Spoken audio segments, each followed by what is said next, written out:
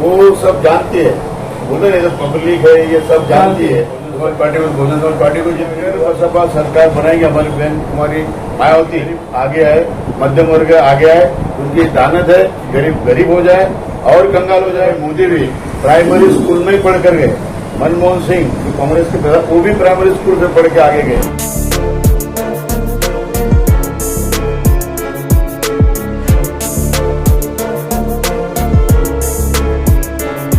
नमस्कार, मैं गिरिजा प्रसाद और आप देखना शुरू कर चुके हैं बदलते भारत की तस्वीर में मैं आज कहीं न कहीं नई तस्वीर लेकर आता हूँ आप लोगों के लिए।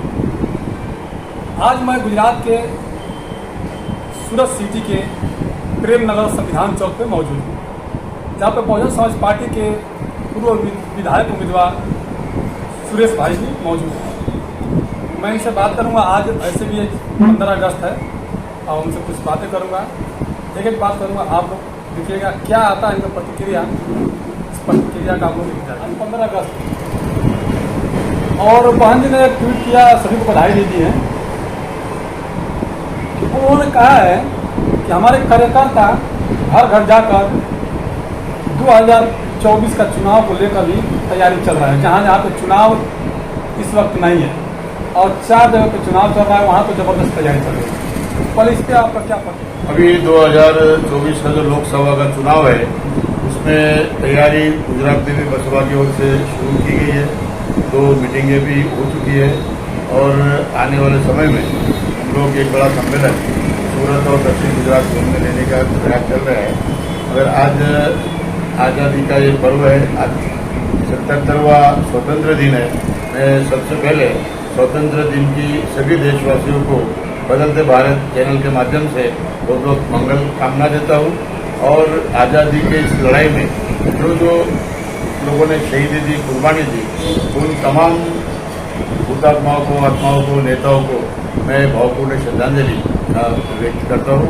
और आज हम देख रहे हैं कि जो आज़ादी के लड़वाइयों ने जो सपना देखा था कि जो लास्ट आदमी है, जो झुपड़े में रहता है, जंगलों में रहता है, देहातों में रहता है, उससे लेकर तो बंगले में रहने वाले लोगों को आज़ादी के मीठे फल मिलना चाहिए।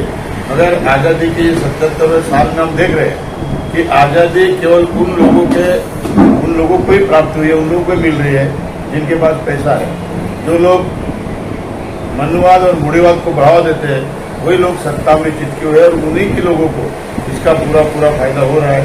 इसमें मुझे ऐसा लग रहा है कि आज जो आज़ादी में सही मायने में हम सबको न्याय, समता, मनुष्य, करुणा की न्याय मिलना चाहता है, उससे कहीं न कहीं हम वंचित हो रहे हैं।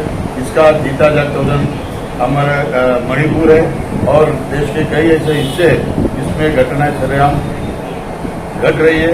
और आज हम देखें तो गरीब होते जा रहा है और अमीर होते जा रहा है। हम देखेंगे कि कल तक अदानी जी कुछ नहीं थे, आज वो सर्वोच्च पद पे है।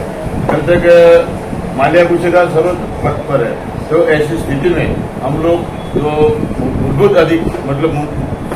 जो स्वतंत्रता के मूलभूत अधिकार थे, शिक्षा, रोजगार, आज हम शिक्षा, रोजगार से एकदम वंचित होते जा रहे हैं। और मुझे तो ऐसा लग रहा है कि शिक्षा का व्यापारीकरण होने की वजह से ये एक फंडा पूरे देश में चल रहा है।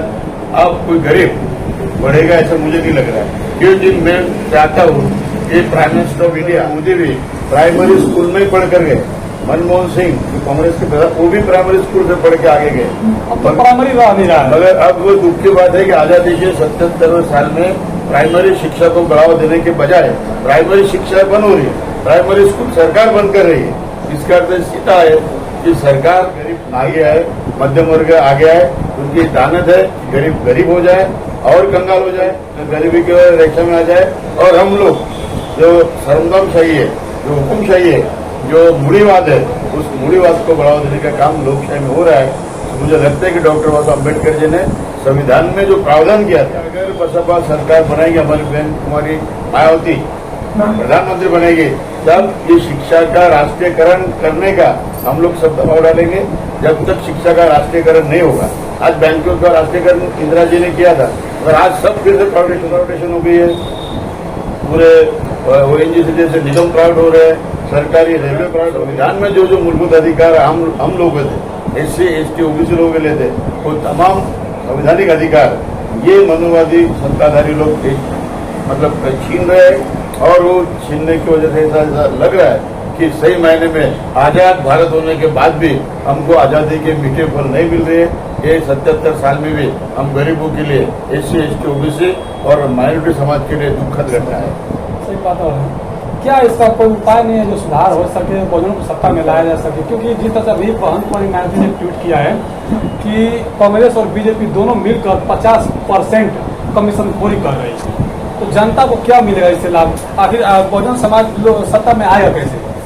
और लोगों के दिल दिमाग में ये बात छा जाएगी, जैसे भी आपने कर्नाटक में देखा कि रिश्वतखोरी का मुद्दा लेकर लड़े कांग्रेस के लोग, तो वह पूरी बहुमती के साथ आ गए। उसी तरह समाज में इस तरह से प्रचार होगा कि सत्ता में बैठे हुए लोग, चाहे कांग्रेस हो या बीजेपी, ये लोग कमीशन चोरी कर अपने झोली भर रहे, अपना मतलब जो आर्थिक विकास कर रहे हैं और आम आदमी को एज इट इज पोजिशन में रखा जा रहा है। तो चौक्कस भारत की जो जनता है वो बहुत शुद्ध जनता है, वो सब जानती है। बोले नहीं, जो पब्लिक है ये सब जानती है, वो सब जान रही है। और आने वाले 24 में यही भारत की जनता, जिन्होंने इन भारतीय जनता पक्ष को बहुत ही बड़े इसके साथ सत्ता में प्रस्तावित किया, वही लोग संविधान के चित्र उड़ाने का काम, संविधान को तोड़ मोड़ कर पेश करने का काम, तमाम संवैधानिक संस्थाओं पर कब्जा जमाने का काम, केवल नामदार सुप्रीम कोर्ट तक को भी वंचित रखने का काम अगर सरकार में बैठे हुए मनुवादी और RSS बीजेपी के लोग करते होंगे, तो मुझे उम्मीद है कि देश के लोकशाही को बचाने के लिए, देश के संविधान को बचाने के लिए, बंधारण को बचाने के लिए और लोगों की स्वायत्तता और स्वतंत्रता को बचाने के लिए भारत का नागरिक वोटिंग करेगा और इनको अपना रास्ता दिखाएगा। कौन सी पार्टी जीतेगी? हम बहुजन समाज पार्टी को जीतने की दुआ है। क्या अगला प्रधानमंत्री का उम्मीदवार हो सकती है बहुजन समाज पार्टी की? अगर हमारे अच्छे दिखा है तो बेन मायावती भी प्रधानमंत्री बन सकते हैं। लोग कहते हैं उन्हें पत्थर की मूर्ति बोलते हैं, लोग पत्थरों को बोलते हैं कि पत्थरों की सरकार है। बाबा साहब अम्बेडकर की मूर्ति लगाना या जिन्होंने देश को मतलब स्वाभिमान सिखाया, ऐसे महापुरुषों के पत्थर की मूर्ति लगाना, अगर कोई बोलता होगा कि पत्थर की मूर्ति की सरकार है तो उनका नादानपन है, उनका बचपन है। मैं समझता हूँ कि इन लोगों का काफी कम है। शुक्रिया सर बात करने के लिए।